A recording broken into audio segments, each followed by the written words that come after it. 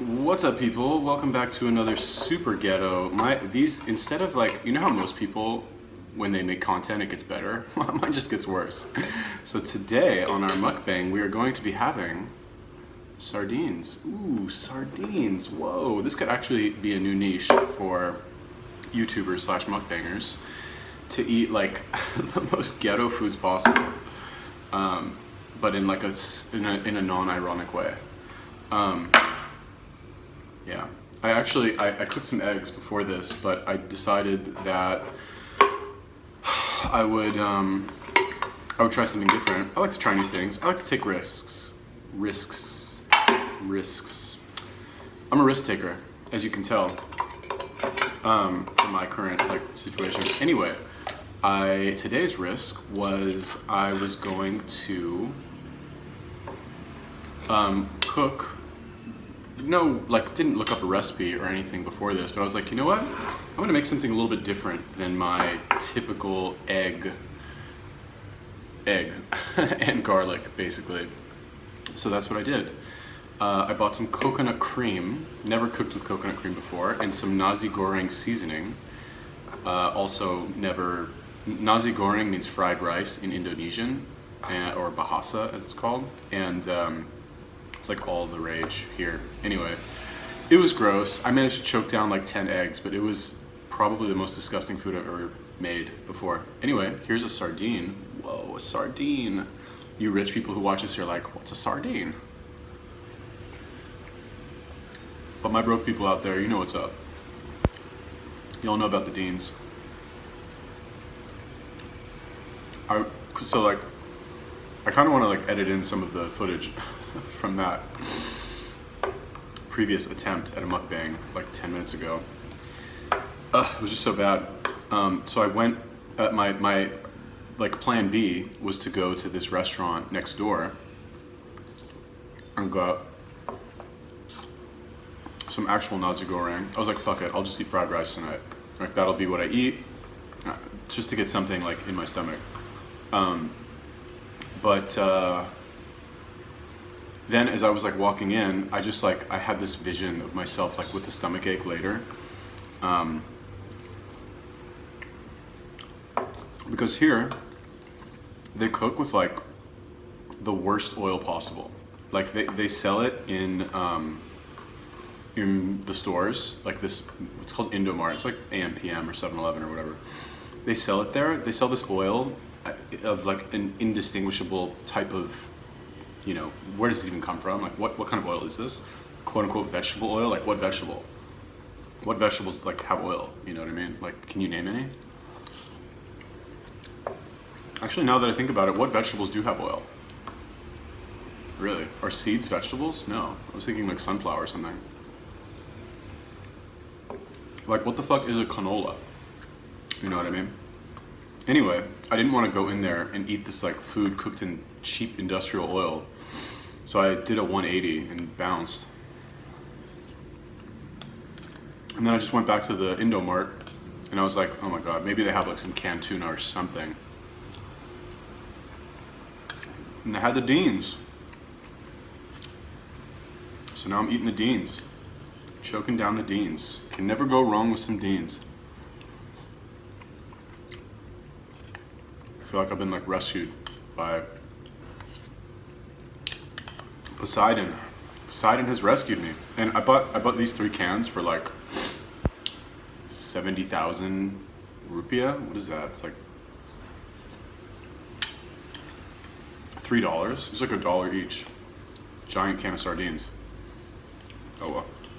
Anyway. In other news, well, what else do we have here for food? How about these again? Tic Tac, these were good yesterday. For new stuff, I bought these. I'm not sure what they are. It says sucro, but sugar is one of the last ingredients, so I'm hoping that it's not dessert. Oh, now I see they're coated peanuts. Fuck. Man, they love their peanut snacks here. In this. It's called manna. I don't know. Anybody want to take a guess at what that is? You can see from the back. I don't know. Probably some fucking peanut shit. Um, yeah, yeah.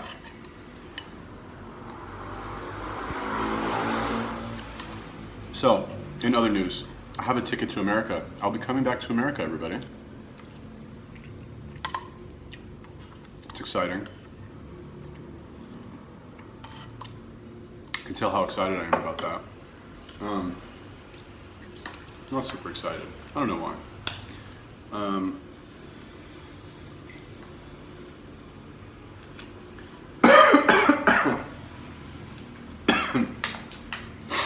You know, the more that I think about it, I know that America's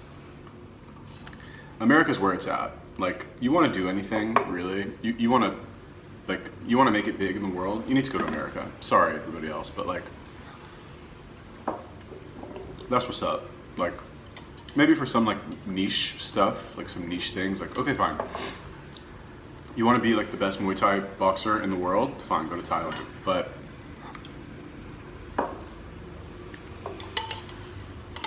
the benefits of being a big fish in a small pond, like being really good at something, but in a like somewhere other than America, I don't know. Let's try this one. This is a spicy one, apparently. Let's see how spicy it is. Probably pretty spicy.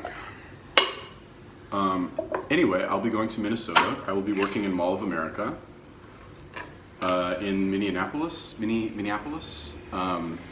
Never been there before, I don't think. Never been there. And it's definitely a step up, for sure. Definitely a step up over Bali. Woo. Man, that is spicy. Spicy. Are these peppers? Definitely not eating that. Well, maybe I will. What do you think? Should I eat it? I'm gonna eat it. Fuck it. Well, no. Oh, that's probably a bad idea. Mall of America is a very good mall, so I hear. I almost went to go work there many years ago, but didn't. When I had my French girlfriend, don't talk about her very often. Someday I've got to tell that story. I think she might watch my videos, so sorry, nameless French girlfriend. Anyway, when I went to do my second like round of this job many years ago, I went to, all right, so the first time I went to go do this job, I don't know if I mentioned this girl, the Ethiopian ex-girlfriend. I dated this Ethiopian girl for fucking way too long.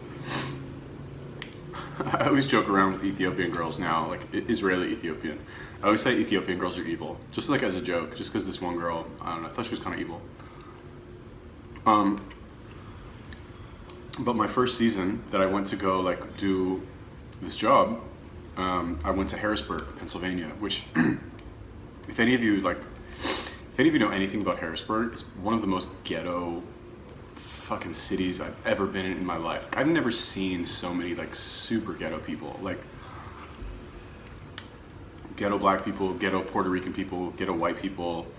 I've never seen so many people where, this is like 7-8 years ago, like maybe 9 years ago, but I've never seen so many people wearing like baggy Timberland jeans, like down to like mid-thigh, with unlaced Timberland boots, pull out like a fucking wad of cash like this big to buy something. It's almost like a joke. It's almost like you have to go to drug dealer school if you want to be a drug dealer over there, and once you finish drug dealer university, they give you a special uniform that you have to wear, that says, I'm a drug dealer. Good times. It's experiences like that when you're new and you don't know any better, they're always the most interesting. Anyway, when I did this job the first time, before that, I guess the first time, I went to Arizona. I was working in Phoenix, and I worked for this really small, it was a big company, but the location that I was at was small. In Phoenix, there was only, I think there were 2 kiosks, and there were like 3 people in the company, and the manager was this girl. She's like 22 or something. She's really hot, amazing salesperson, but worst manager ever. Oh my God, such a bitch. All the girls at that company were bitches, except for, actually that's not true. There were 2 girls that I liked.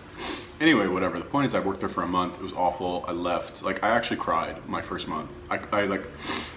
One day I was just working, and this was after many days of not selling anything, or selling for like $50 or something like that.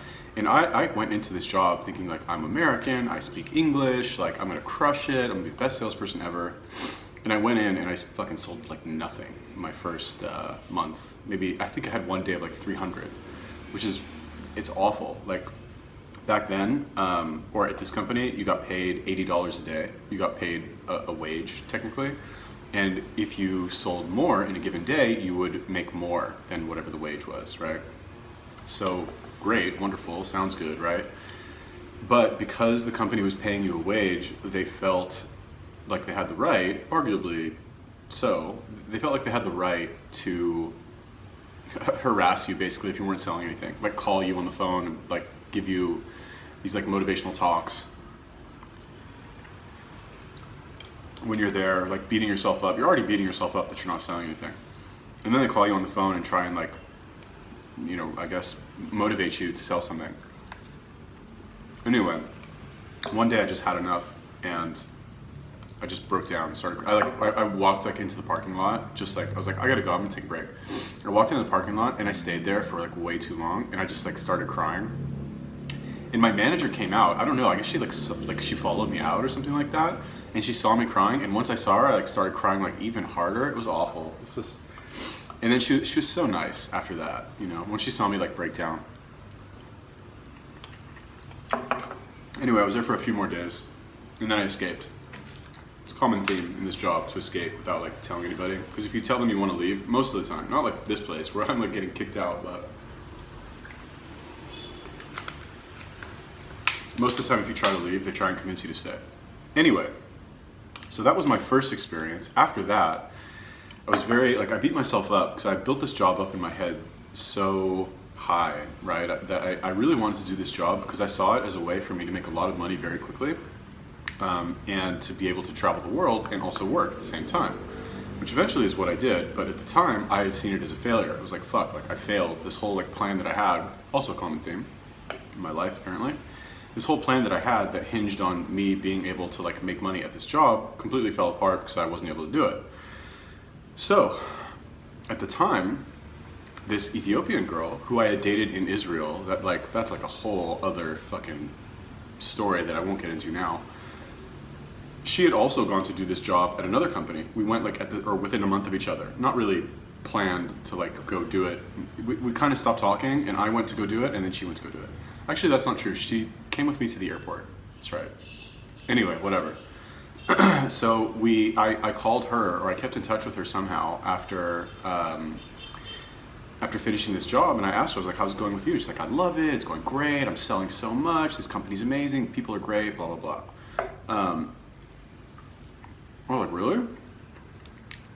My company sucks, I already quit. She's just, oh, why don't you come here? And it was already kind of like rocky between us in Tel Aviv when I was living there before. So I was kind of hesitant, but she made the company sound so good. And you know how it is when you talk to, let's say, an ex, and they're far enough away that you don't remember like all the bad shit that happened between you. So you just remember the good stuff, I guess. So I was like, all right, fine, let me talk to the manager. And she's like, okay, well, what do you want to sell? Because they have makeup, straighteners, and skincare. I was like, I want the chillest boss. Like, who's the chillest boss? I don't want a boss who's going to be like on my neck the whole time. And she's like, oh, definitely, I don't want to say his name.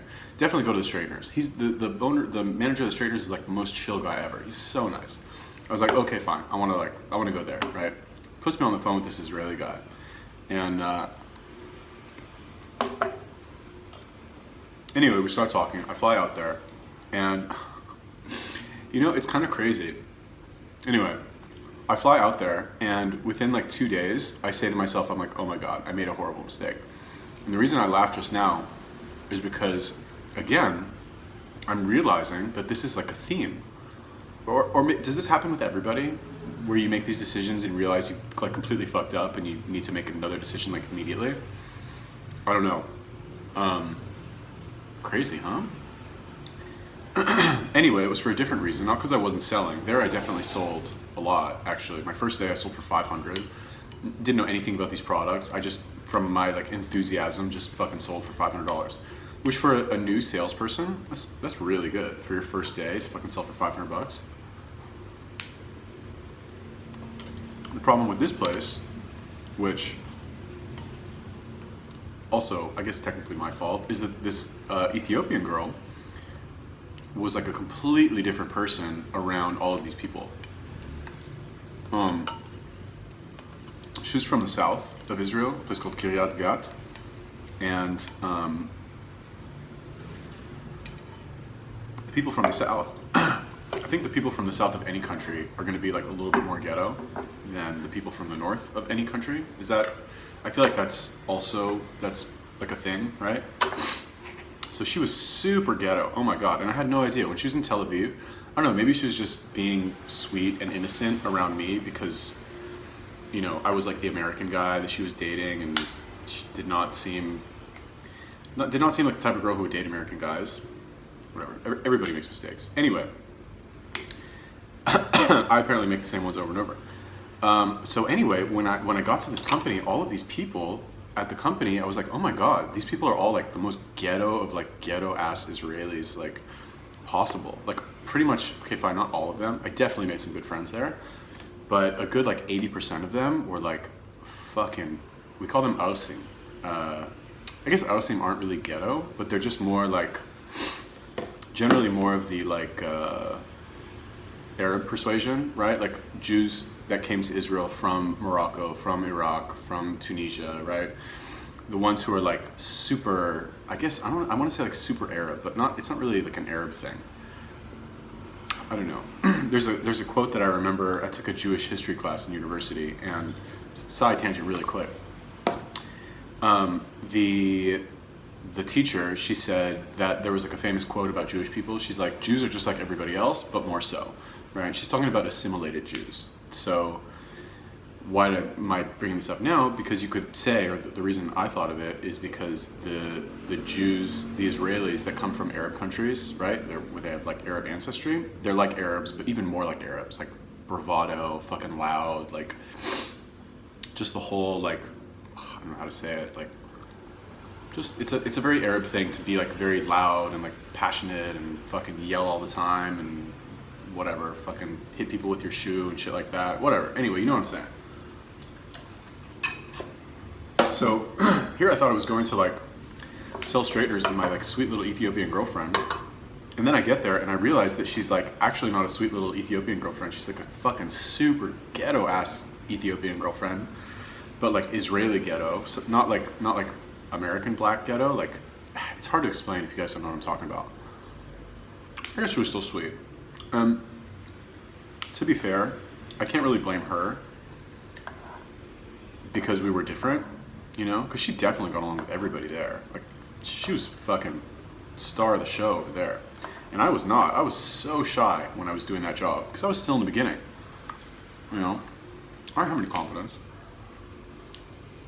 Not like, you know, now I feel like when you get older, you learn from a lot of your mistakes because you remember times where you like, it's kind of like when you talk to yourself in the shower after you get like clowned in front of somebody, like somebody clowns you or something, and you're like, you can't think of any like witty comebacks right away. Everybody laughs at you, and then you think of it in the shower like 2 days later.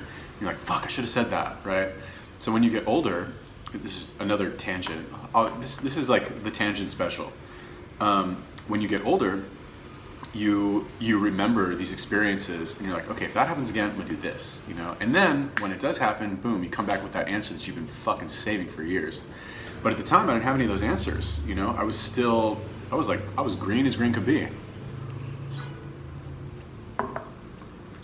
So I got walked all over by these fucking ghetto ass Ausim. Like I said, I made some really good friends there too, like amazing friends that I don't talk to anymore. But like, we were good friends when I was there. Anyway, I stayed at this company. I got there just after Halloween, and I left, I think, in April. I stayed there for 6 months. And the whole time I was dying inside from this like relationship that I had, because I was a fish out of water. I did not belong. You could say I did not belong in that company. I went there to work. I went there to make money. But what I really wanted to do was to learn how to sell. It was very important to me because I'd had sales jobs before, and I was never able to sell anything. I was a shit salesperson, like awful. And in my mind, being able to sell was a very valuable skill that I wanted to learn and I wanted to have, because I really didn't have any other skills except for like the quote unquote skills that I gained in the Army. Had absolutely no desire to do anything related, anything like military related. Like I was done with that shit. Like, no thank you. Like I did my time, I'm out. So I want to learn how to sell. But yeah, I just didn't click with these, like most of these people.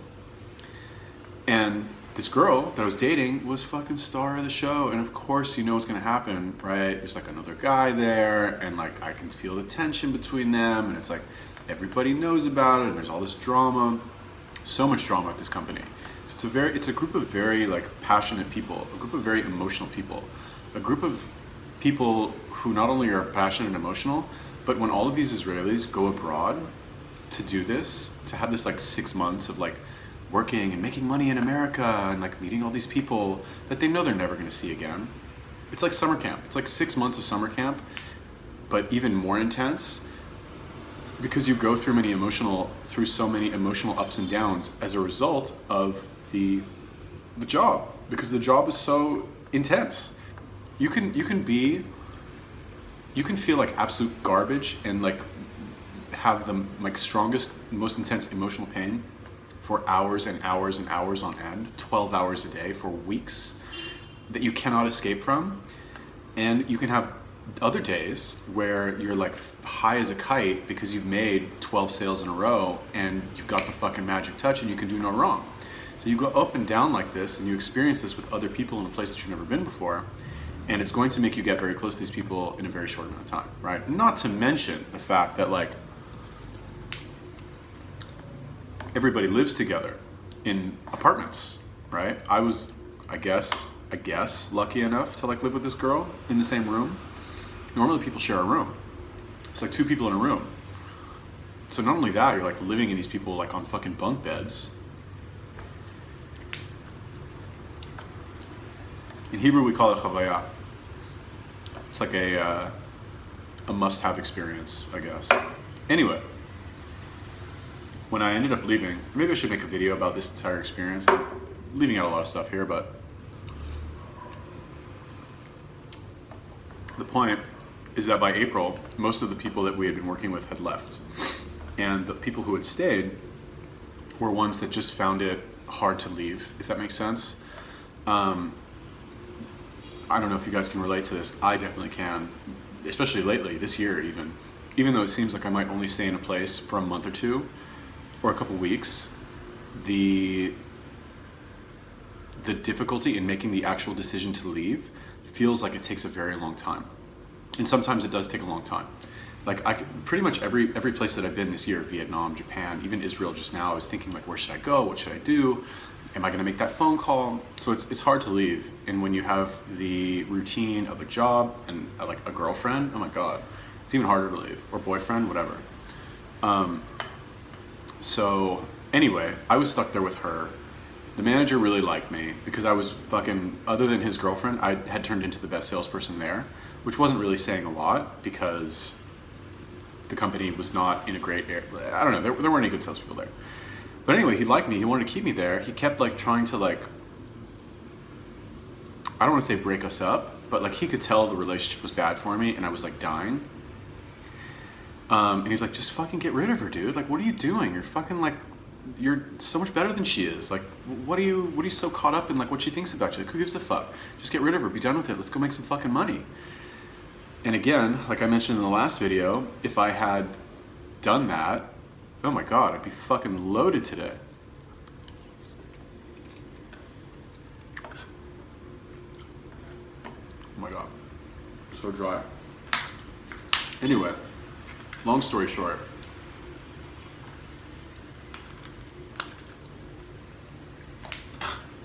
I kind of just want to tell this one last story. So, at some point, should I tell this story now?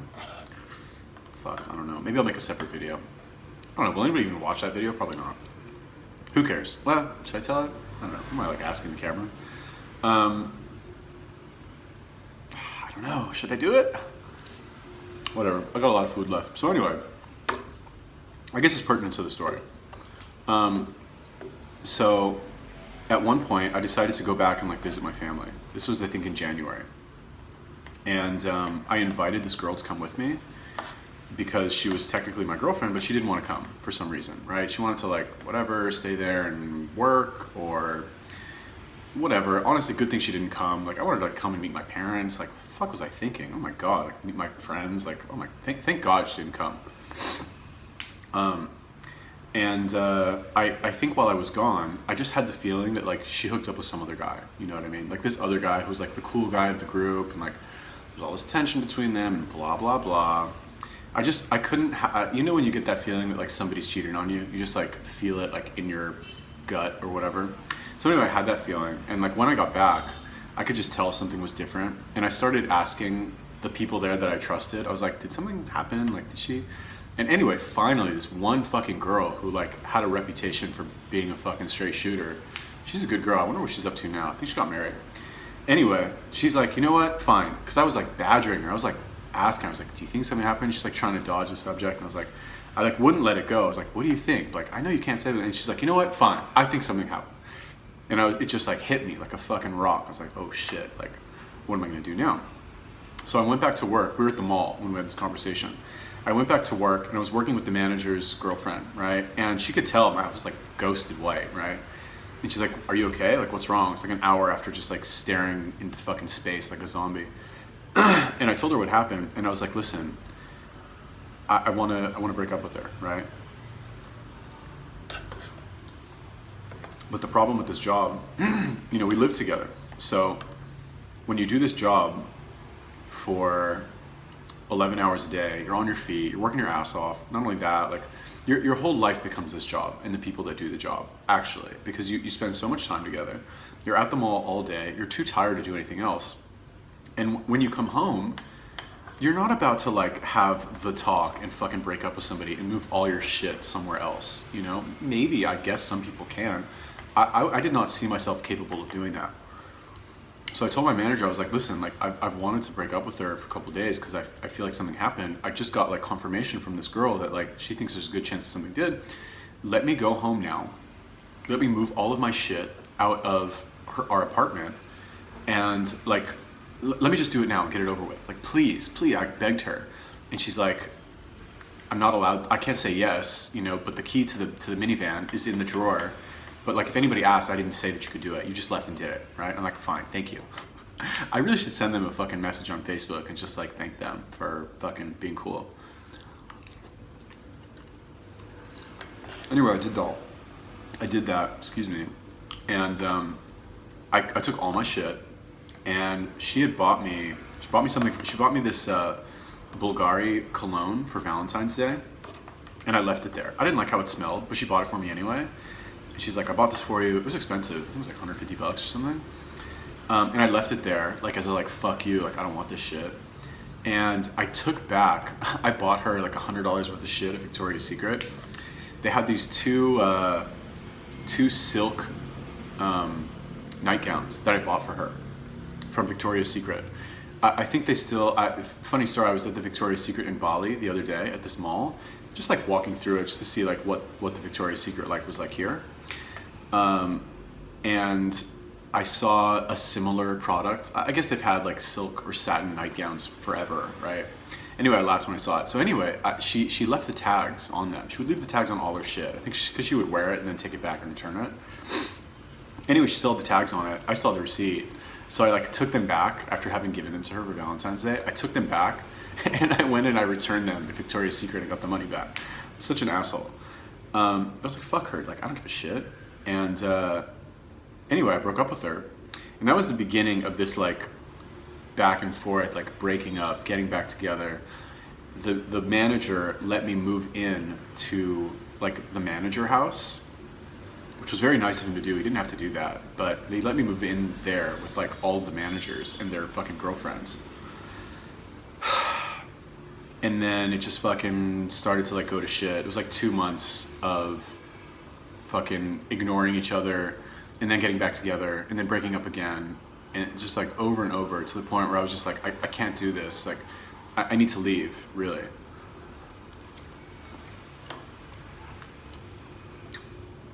And this manager guy, he was trying to like, he wanted me to stay, obviously. Like he didn't have any fucking workers. He wanted me to stay. And I was just like, listen, I can't do it. And then I remember one day we're at the mall and I'm fucking like zombified for like a week at this point. And he was just like, I was like, look man, I just want to leave. I want to go, you know? And he's like, you know what? Fine, just fucking go. Right? And I was like scared. I was like, oh my God, I know he's mad at me. Like, ugh. And I was like, really? I can go? Like, it's my fucking choice if I want to go. Like, but when you do this job, you feel like you can't go. Like you're not allowed to. It's so weird. I'm a fucking American citizen. I can do whatever the fuck I want. I don't need this guy's permission. I don't need to like look out for like immigration that they're gonna come and get me or deport me or something. I can go wherever I want. I don't need to like work at this job and like live in this guy's apartment. I had money for a flight. I don't need to stay there. But I felt like I did. Not even really because I owed him, because I didn't really care at the time. Anyway, so I went home. I went home like immediately. I think he drove me. I think he actually drove me, and then he like drove me to the bank. He like drove me home. He like drove me home, and like I went in. I was in such a huff that like because we got paid in cash back then. I like went into my room and like counted all my cash on my bed to make sure none was missing. And he was like, oh my God, you're counting what do you think I fucking stole from you? Like, we're just like fighting with each other the whole time. And then I like booked a flight for like 3 hours later. And he was like, come on, I'll fucking, or no, he didn't take me to the airport. I think he took me, no, he didn't take me to the bank. That's right. I got the cab driver to take me to the bank.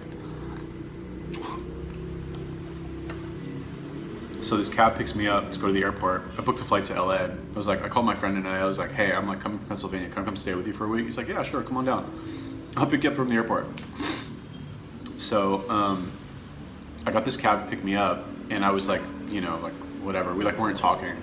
And I loaded my shit in the cab and before I left, he was like, okay, come here. Like, give me a hug, you know? And like we hugged it out and he was like, listen, you know, I'm really sorry. I just want the best for you. Like, I hope everything is good. You can come back anytime, like just stay in touch, like make sure, like just take care of yourself kind of thing. It was very like warm, very heartfelt. He was a very good guy. I feel really bad that like, I still feel kind of like I did him dirty and like, I don't know, kind of maybe owe him an apology. I'm not sure. Maybe I do. I've actually thought that before in the past. I should probably call him and thank him because he taught me a lot about this job. And I would say I definitely owe a lot of my, I don't know, I think I've been fairly successful at this job in terms of at least like selling products. I owe a lot of that to him because he taught me a lot of the concepts that I still use today.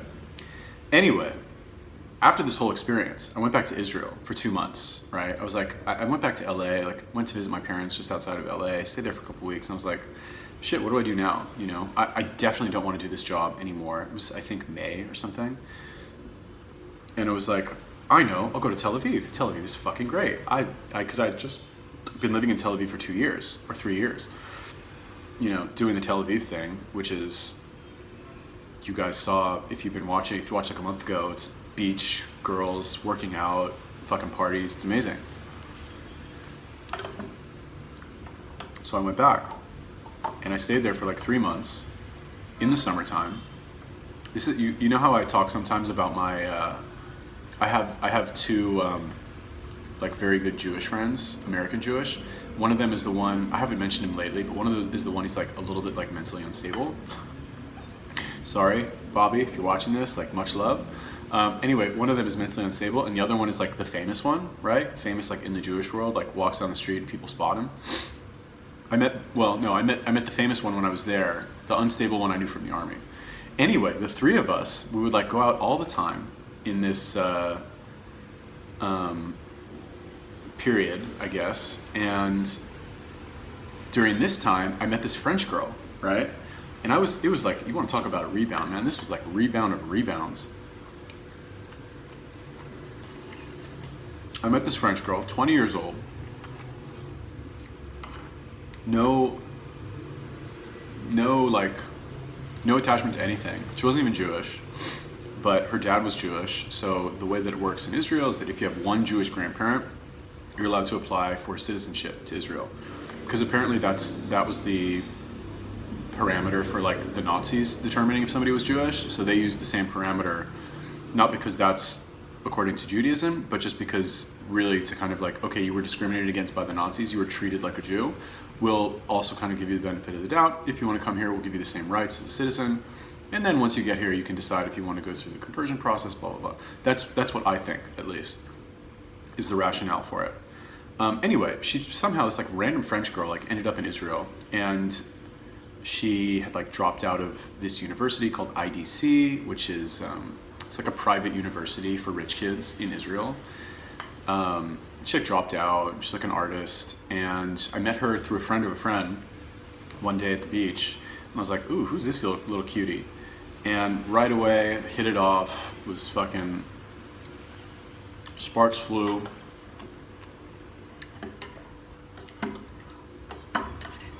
Yeah, anyway. I kind of want to tell that story now, but like 36 minutes, I guess I have enough snacks. I'm sorry, French girl, if you watch this. I don't know how many of my videos you watch. I feel like you watch them though. Maybe you don't, who knows. Yeah, anyway. Whatever. I'm gonna tell the story, fuck it. If I have time. Well, maybe not. Anyway, the reason I even like bring this up and like give all this backstory is because, let's try these peanuts. Is because okay, right, so here's the deal with the French girl. Hold on, let's try this. Whatever, I'll eat them. When I went back to Israel, I knew after like a month and a half, I'd blown through like half my money already. I was like, okay, I'm running out of money. I need to go back and do this job again, you know? Like, I'm not about to fucking get some job in Israel. I need to go do this job again and get more money. So I'm really good. It's terrible. So that was my plan, originally, like in my mind, that was my plan. I didn't really tell anybody. And meanwhile, like I'm hanging out with this French girl every day. And things are getting like more and more like further along. Like, you know when you meet somebody and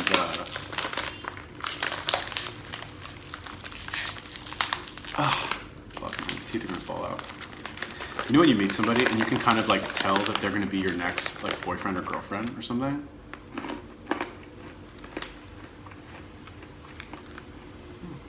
Guess that's not bad. I just feel like this is gonna give me a fucking stomachache later. Whatever, fuck it. Anyway, I could tell it was going in that direction. So, this really deserves its own video. Not this, the French girl.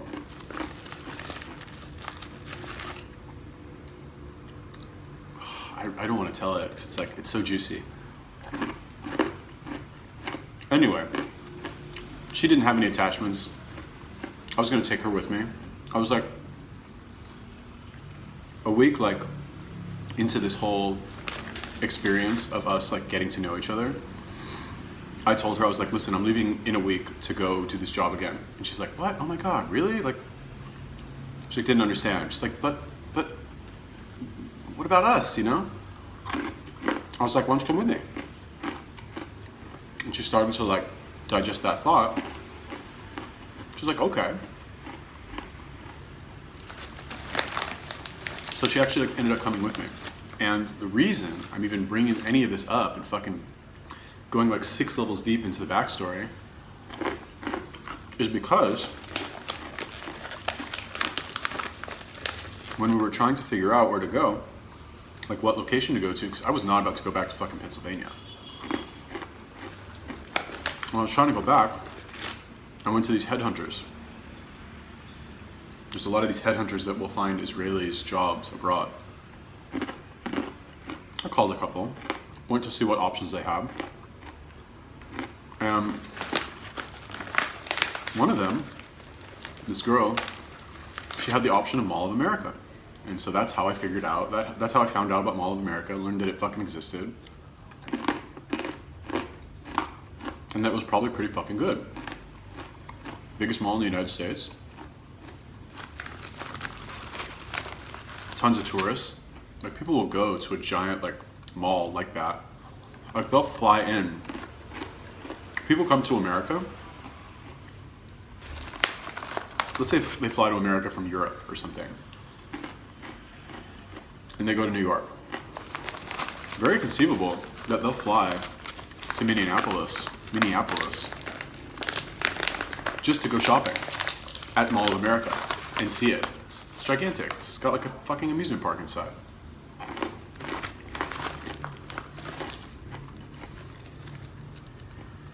So I'd already heard of Mall of America. That's the point of the story. By the way, one point, I guess you get this as a bonus if you're 41 minutes in. Here's a tip, everybody, about telling stories.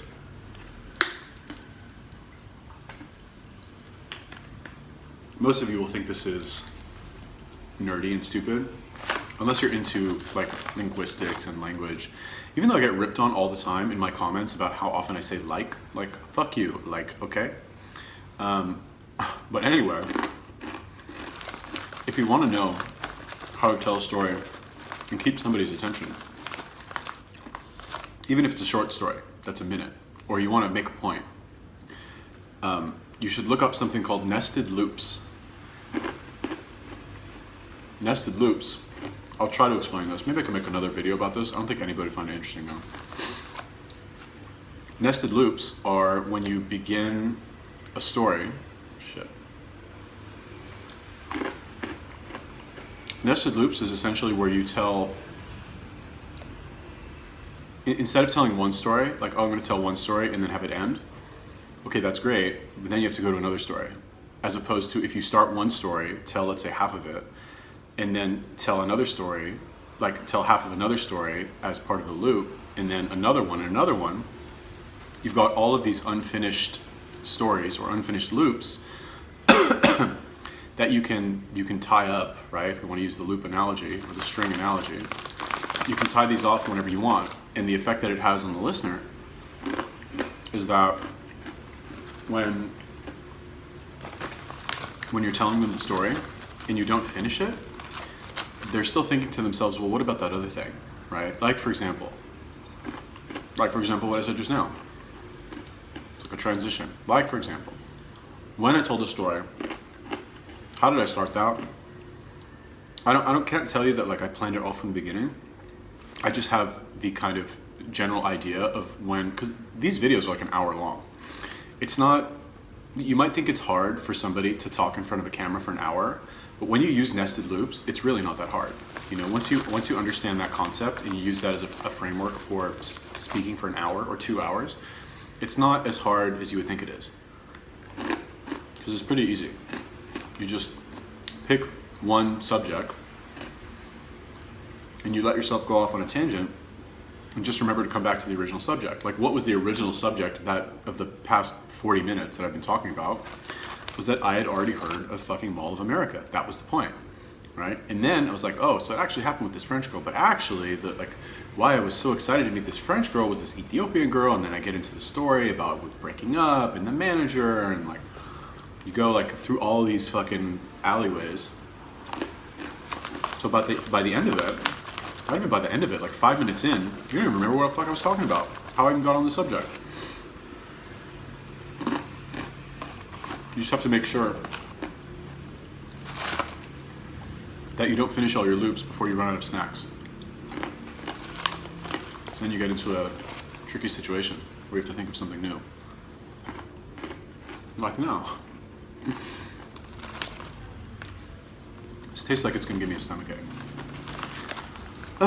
Anyway, that's the thing. Somebody wrote on the comment section of my last video, it was like, you know, it's interesting how people like this live. No assets, no job, and you just have to survive hustling. Yeah.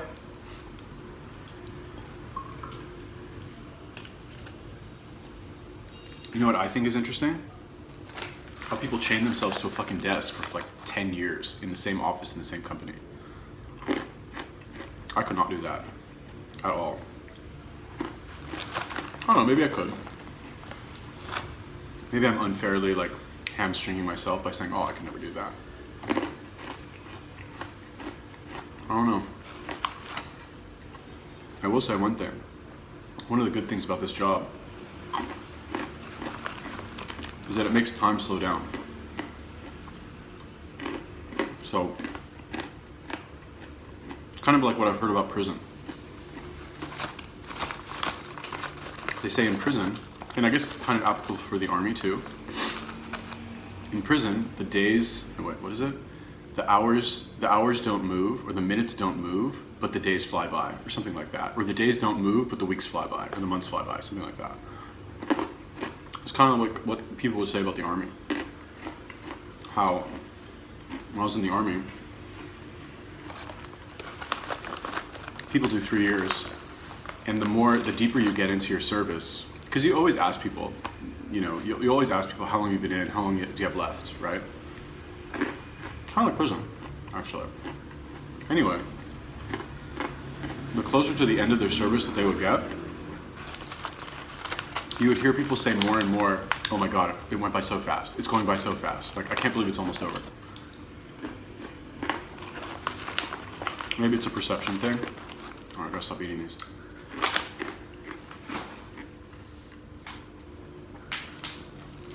But with this job, the days don't move either. They do not. I don't know.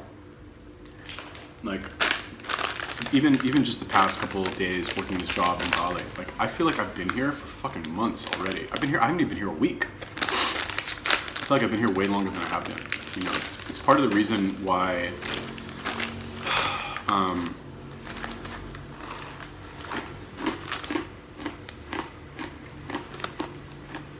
why people get so close doing this job.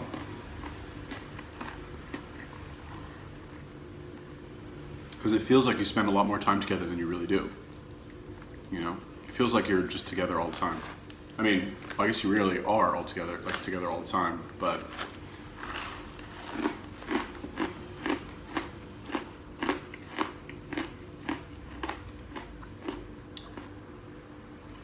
when you, I was just laughing because like when you live with, it's like when you live with somebody in a relationship, right? When you live together, as opposed to you're just, maybe it's your girlfriend or boyfriend or whatever, but you live in separate places. I feel like you get much closer when you live together. I don't know, am I right? Am I wrong? Every girlfriend I've had, yeah, everyone I've lived with, actually. Except for the one who was like a model. We lived together for like a day, and then we broke up. Oh my God, that was bad. That's another story. Ugh, I can't tell that one now. I didn't even finish the French girl story, oh my God.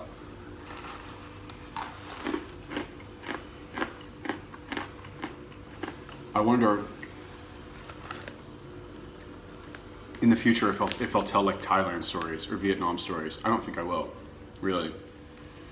It's not the type of experience, like the past 2 years has been great, interesting, I've learned a lot, blah, blah, blah, whatever, but I just don't feel like it's the type of experience that lends itself to very interesting stories. Not like that, oh my God. Those are so much more, there was just so much more at stake, I guess. Maybe, you know, actually now that what I think about it, like the way, now that I think about it, I think the reason is because I was in a relationship. And I think relationships just make things more interesting, really, is what it is. I was in a relationship, and also, I stayed in the same place for more than fucking a month, or 2 months. This entire year, wow, it's crazy. This entire year, I have not stayed in the same country for more than 2 months at a time. Actually, how insane is that? Wow.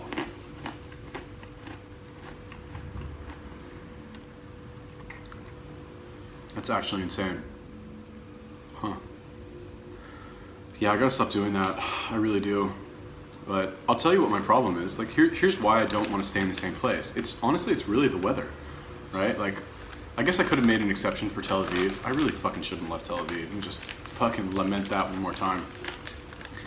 But it's really just like the weather. Like, I think to myself, okay, why would I stay in a cold place November, December, January, February when I can just go back to Phuket and like go to Thailand for 4 months with like, I walk down the street and I know fucking everybody with great weather and decent beaches, fine, maybe not the nicest beaches in the world, but there's nice beaches. You hop on a motorbike, you drive for fucking 10 minutes, you're in Kata, you know? You're in fucking Coron Beach, like nice places.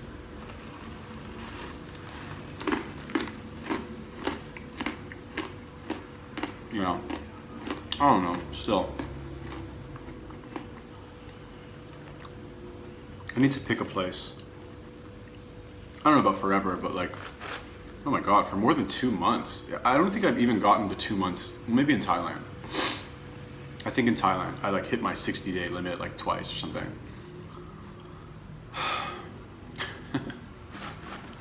So weird, what am I doing?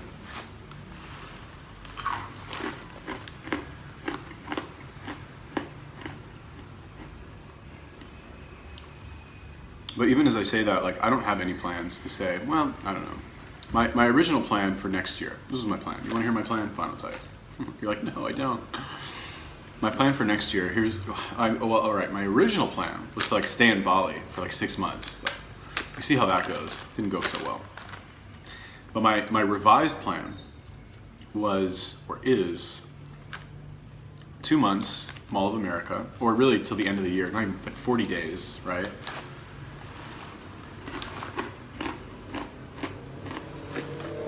Visit the parents. Haven't seen them for a year and a half. Haven't seen them since July 2018. July 2018. Yeah, wow, it's been a long time. Visit them. My mom's birthday is January 21st. Make sure you say happy birthday to my mom. And then after my mom's birthday, I want to fucking finally do Todd V's coaching program. Holy shit. Wow. Finally. I mean, who knows, you know? Maybe I'll go to Mall of America and I won't sell shit. Maybe. It's possible. I never in a million years would have thought that I would come to Bali and not sell anything. Or sold 2. Fuck, whatever.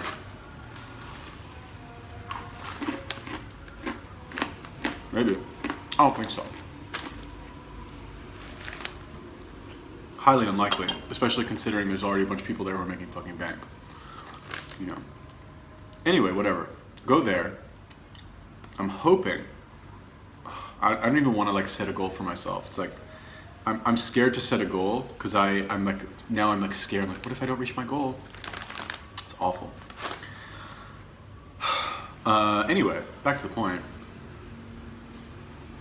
Visit the parents for a few weeks, and then I think Vegas. I said this before in the last video, but like,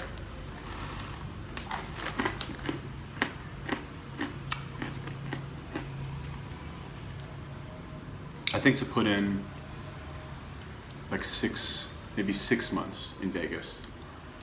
That'd actually be good. I would miss Thailand this year. Not crazy about that, but I could do 3 months Todd's like coaching thing in Vegas, and then I could do 3 months internship for RSD. Assuming that'll work, but that would put me 6 months in Vegas. That would be good actually to be, I feel, in the same place for 6 months. Plus, I think it would be good to be in America for a little bit. As much as I hate to say that, America's so boring. It's so boring for me. Oh wow, I can buy 50 different types of like laundry detergent at the supermarket. Oh, it's so convenient.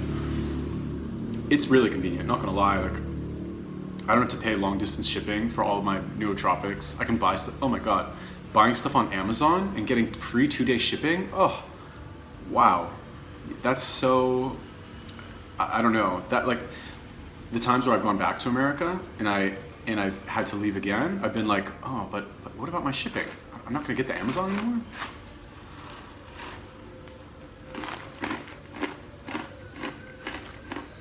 Language thing doesn't even bother me really. Most people speak English. All right. Dessert time. Ugh.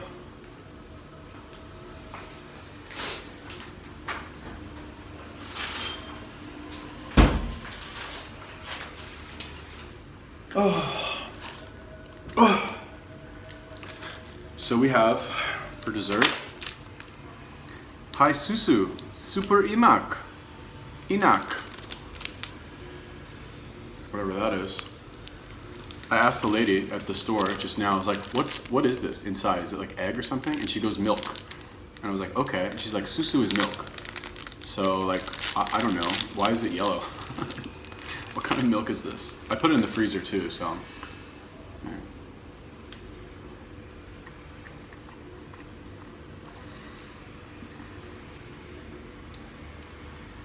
Doesn't taste like anything.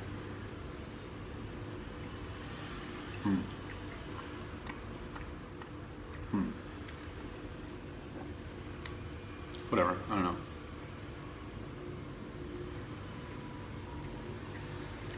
All right, I tried it. It's one thing I like to do is try new foods. Those eggs I made earlier were so bad. Oh God. Coconut cream and eggs, not good. Oh my God, it's 56 minutes, fuck. Once I get going, huh? When I was like, I don't know, 20, when I was much younger, I used to keep a diary, right? I call it a journal, it's really fucking diary. I'd like write down everything that happened to me in a day. I think it turned me into a very good writer, very good storyteller. I think that's part of it. I just remembered this, or whatever, my opinion of myself. At least a very good storyteller in writing. Because my goal was to write down things as they happen. I was like, someday I'm gonna wanna read this when I'm older, and I'm gonna wanna like remember what I did, because I don't know, I just thought I would. Anyway, I would do this every day. It would take me hours sometimes, and I type very fast. I'm like 100 words a minute, type very fast. But still, I would do it, and I would post it on MySpace. What was the point of the story? I don't remember the point of the story. What was I talking about? I used to write every day in my journal. Oh, and one of the things that I noticed, this was like right before, right when I started doing this MySpace shit. Oh, these are chocolate chips, by the way. Right when I started doing this MySpace shit, the 6 months leading up to it, like in the 6 months leading up to it, I got arrested after going to a rave. It's a bunch of drugs. And I met the like religious Jews, the Chabad Jews on campus where I was going to school, who would eventually like spark the idea of me going to Israel and joining the army, which fucking, as you can see, changed my life, I think for the better, despite the fact that I'm, you know, all over the place. And this journal writing exercise, I think, helped me make that decision. I'm not really sure how, but I think the fact, or the fact that I would like go through the process every single day of writing down everything that happened to me on a daily basis. I had this conversation with this person, they made this facial expression, they said this, then I said that, and then this other person said this, I thought this is what happened. It just forced me to like analyze the experience. In pickup, they call it a field report. I guess that's what I was writing. I was writing a field report, but of the whole day.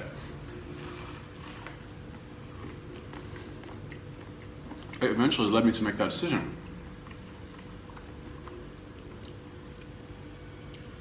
And I think that's one of the best decisions I ever made, arguably. Like, where would I be now? You know, after getting arrested twice, like, I can only imagine, like, what if I got arrested again? I'd be fucked. Like, I have friends in LA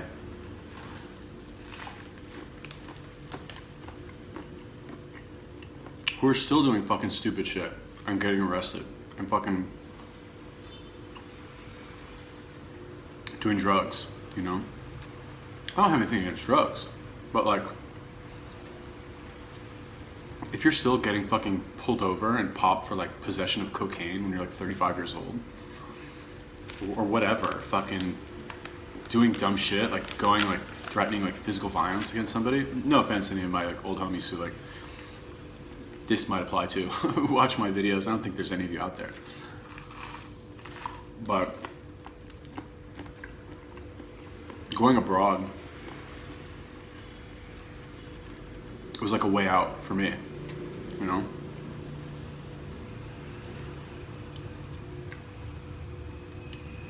Obviously, like, I think we all wish we were in a different place. Not physically, but like, nobody's where they expected to be 10 years ago. Maybe fucking Donald Trump, whatever, fine. Like, people like that who are like, just have the confidence to fucking pick one thing and go for it and like blinders on everything else.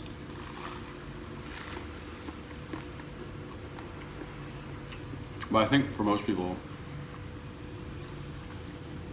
nobody's where they expected to be. Everyone thought they'd be in a different place, and probably mostly better, I think. But, I don't know. I'm optimistic. I'm actually optimistic.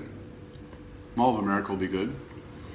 And honestly, coming here and like hearing about the offer to fucking open kiosks in Jakarta made me realize that like this fucking hair straightener thing is like the best fallback plan ever.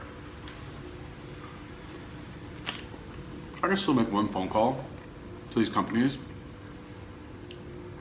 I have this experience. I'll save like 5 grand, 10 grand. I'll be like, take this as a deposit, help me open the kiosk, send me a worker or two, or whatever. Don't, you know?